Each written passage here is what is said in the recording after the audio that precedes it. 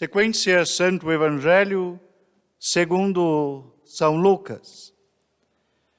Quando Jesus se aproximou de Jerusalém e viu a cidade, começou a chorar sobre ela e disse: Se tu também conhecesses hoje aquilo que te conduz à paz, agora, porém, isto está escondido a teus olhos.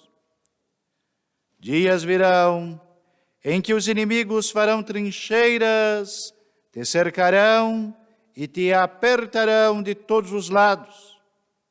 Esmagarão a ti e a teus filhos, e não deixarão em ti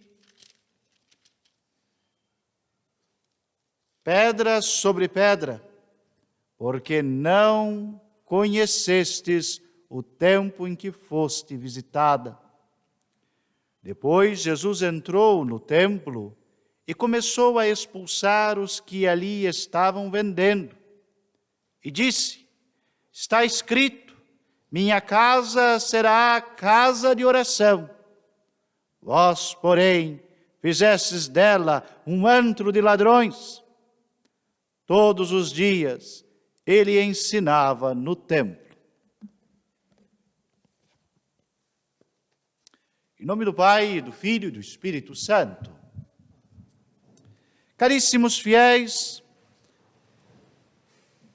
existe um desígnio de Deus na divina revelação, que é conhecido de todos nós, a consumação de todo o tempo, a consumação de toda a obra de Deus, quando Cristo Senhor levar a plenitude e a redenção e a entregar ao Pai um reino de santidade e de verdade.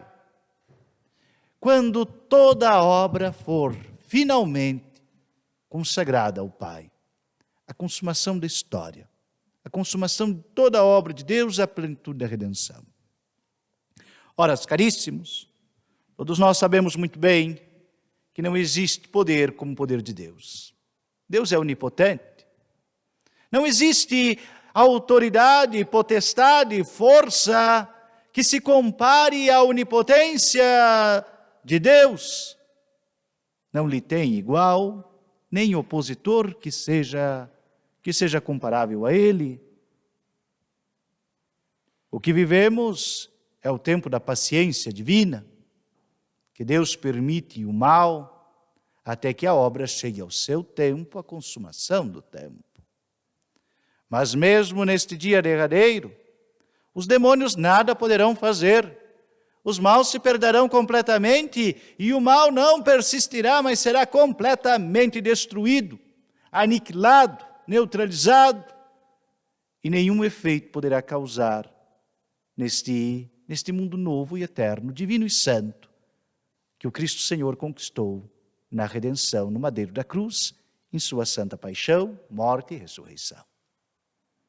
Esta é a página final, o capítulo final de todo o tempo e de todo o espaço. Aonde a igreja, com seu divino esposo, contemplarão a verdade da glória eterna, e esta nunca poderá ser tirada, e nenhuma moléstia atingirá seus filhos.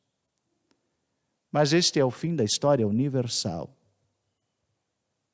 Existe algo que me importa muito, que é a minha história pessoal. Se terei parte nesta glória de Cristo, ou se estarei na perdição e na aniquilação, relegado ao lugar dos maus, de quem foi indigno do Senhor, posto do lado de fora da porta, mesmo que queira entrar, não podendo. Esta história pessoal minha não é tão certa. Não tem um fim tão garantido quanto a história universal. Por quê? Porque nas imagem e semelhança com que nos criou, Deus nos deu a liberdade. O livre-arbítrio é a realidade que mais nos aproxima de nosso Criador e Senhor. A nossa vontade é livre. E ela pode ser de profissão de fé, como pode ser de apostasia. E o mal não subsistirá. A nossa história pessoal, sim. Esta está em uma batalha, e uma batalha grande, que pode mudar a qualquer instante, que pode levantar quem está caído, ou cair quem está em pé. Enquanto o tempo corre, não existe garantia de santidade, não existe garantia de salvação, não existe certeza da imortalidade, da pertença a esta herança divina. Existe sim o combate do tempo presente. Neste que a epístola hoje nos mostra. Como devemos estar atentos para não vacilar diante das provações que o tempo nos impõe, diante das contrariedades da história, de perdermos a certeza, a confiança no amor de Deus e nos pormos revoltosos contra Deus e perdermos a nossa parte. A nós cabe a perseverança assídua, a conversão constante, a busca de realizar em nossa vida o desejo do Senhor. Um dia, estava em uma palestra sobre Santa Teresa Benedita da Cruz, e uma professora da Universidade Lateranense de Roma, professora Angela Lisbello, atenciosa estudiosa de Santa Teresa Benedita da Cruz, ou Edith Stein, como a gente chama nos meios mais acadêmicos, porque se colocar o nome civil dela, todas as portas se abrem. Se colocar o nome da Carmelita e a parte de sua morte em Auschwitz, por permanecer firme, por não querer fugir, por enfrentar as circunstâncias, por tudo o que viveu, em caminho de santidade e martírio, aí as portas se fecham. Porque as portas sempre estão fechadas para os católicos e abertas para todos que forem anticatólicos. Mesmo nas universidades católicas. Assim, quando escutava esta boa professora, uma pessoa levantou uma crítica sobre um assunto decorrente na época da igreja. Dizia, para desautorizar a concepção da professora e criar um certo ambiente de indignação, de confusão dentro do congresso, da palestra, da apresentação.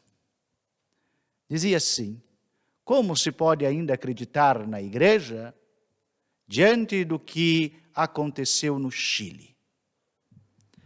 Esperta professora, como boa italiana, primeiro se pensa, depois se fala. Deixou a resposta para depois. Dizia, este tema não tem muito a ver com o dia de hoje, talvez mais para frente possamos abordar. Pois, sabe quando a pessoa já faz uma pergunta pronta para lhe dar a resposta, sabendo que resposta você vai dar, mais para criar confusão do que para contribuir com qualquer conhecimento intelectual? No dia seguinte, próximo dia do congresso, a professora Angela Lisbello começou a sua palestra dizendo, sobre a pergunta de ontem, meditei muito, mais que isto, rezei bastante. Quanto mais alta, quanto mais elevada a função sagrada, o bom exemplo, quanto mais uma pessoa influencia as outras no caminho de Cristo, mais o demônio a quer derrubar. E aqui devemos dizer claramente que a batalha é cruel e árdua, dizia a professora. Lembro-me muito bem de suas palavras, pois regozijava de alegria ao ouvi-la. É preciso saber que o maior de todos os males está no escândalo. E o demônio sempre estará pronto a causar os escândalos dentro da igreja, pois é a única vantagem que ele tem para agremiar a sua revolta, revoltosos. Que belas palavras de mulher tão bem erudita e de uma católica devota. É possível compreender que temos que sustentar a nós e aos outros. Quando nos bate a tentação à porta, devemos lembrar de qual ministério o Senhor nos deu Qual vocação o Senhor nos deu? De qual participação temos nós nesse tempo presente em sua obra redentora e salvadora? Ele sim chegará ao fim, mas não quer perder nenhum daqueles que o Pai lhe deu. Ele deu através do decurso da história. Nós, caríssimos, seja pela vocação cristã, seja por nossa clara convicção e nossa fé no meio da sociedade em que vivemos, seja pelo dom da paternidade ou da maternidade, seja pelo dom do ensino, seja mesmo pelo dom da ordem sacerdotal e do governo da igreja, nós devemos lembrar que temos que sustentar a nós mesmos e ainda o nosso irmão. Aqueles que nos olham, que nos veem com esperança para Cristo e que veem Cristo por nossa vida. Caríssimos, temos que cuidar muito para não cair. Tudo o que alegra o inferno é a revolta, o escândalo, é agremiar para si a rebeldia.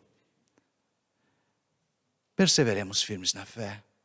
Peçamos ao Senhor que nos dê a vitória no dia de hoje, no momento histórico de hoje, para que com Ele tenhamos aquela derradeira e definitiva vitória, quando Ele finalmente puser fim ao poder do mal, das trevas, do demônio e da morte, naquela Jerusalém, que não estava fechada nem escura, mas que resplandece como farol, pois a glória de Deus é a sua própria luz. A da terra caiu, a do céu, a divina, a nossa esperança nunca cairá. Louvado seja nosso Senhor Jesus Cristo.